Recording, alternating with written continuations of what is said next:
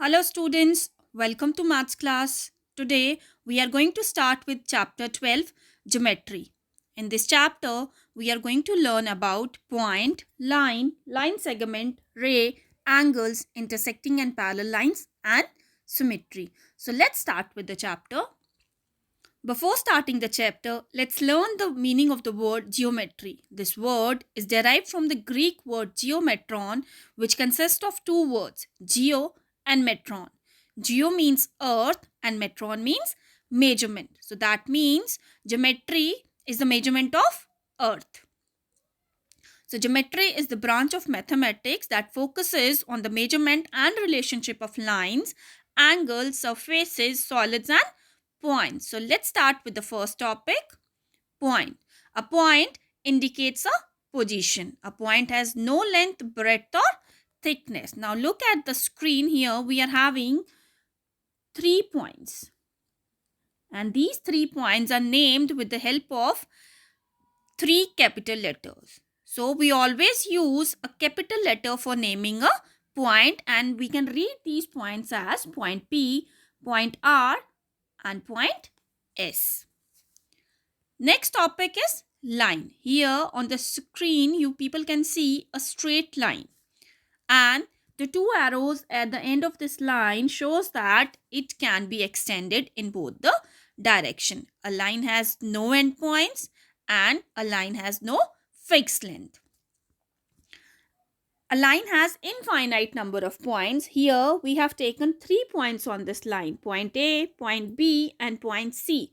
With the help of any 2 points we can name this line. Here you can see we have written line AB, line BC, line AC, line CB, line CA or line BA. So these are the different ways we can name a line. We always use 2 points for naming a line. Next is line segment. A line segment is a part of a line. It has two endpoints and it has a fixed length, or we can say it is a fixed distance between 2 points on a line. So symbolically we write a line segment as, here it is line DE or line ED. Next is a ray. A ray is also a part of a line. A ray has one endpoint and the other endpoint of the ray is extended indefinitely. So a ray has no fixed length because it can be extended in one direction. So here you people can see point X is the fixed point and it can be extended in the other direction. So whenever we have to name it, when it will be read as ray XY. We cannot read it as ray YX. Now look at other example of a ray. Here we have taken 3 points. So we can name this ray as ray AB or ray AC. Next is intersecting lines. When two lines meet at one point, they are called as intersecting line. You people can see here line AB and line DC. They both are intersecting. They both are cutting each other at point P. So these are the intersecting lines. Next is parallel lines. Two lines, they are called as parallel lines if they do not meet.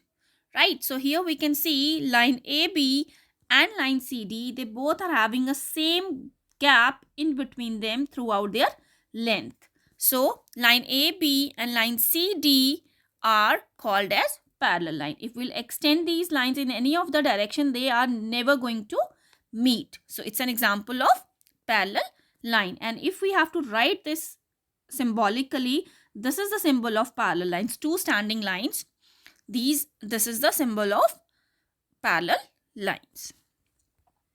Next topic is angle.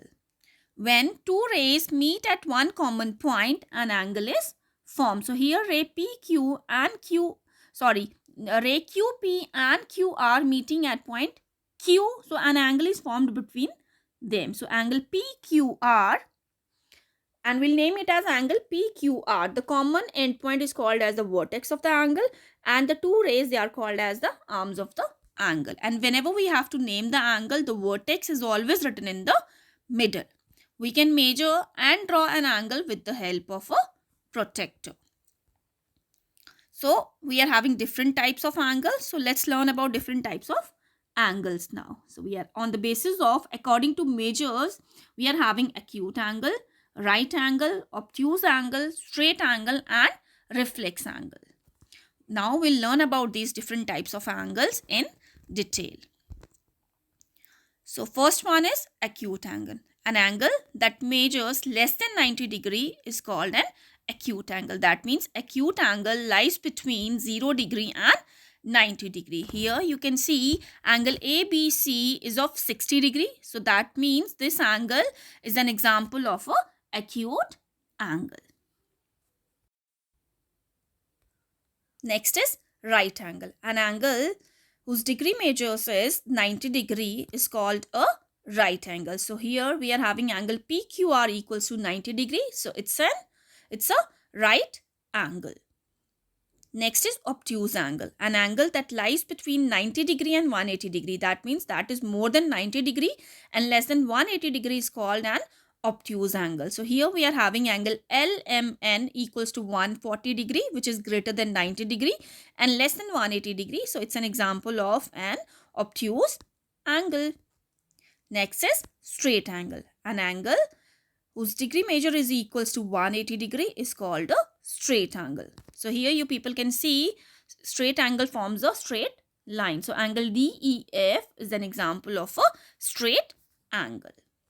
Next is reflex angle. An angle that measures more than 180 degree but less than 360 degree. That means reflex angle lies between 180 degree and 360 degree. Here angle XYZ is an example of a reflex angle.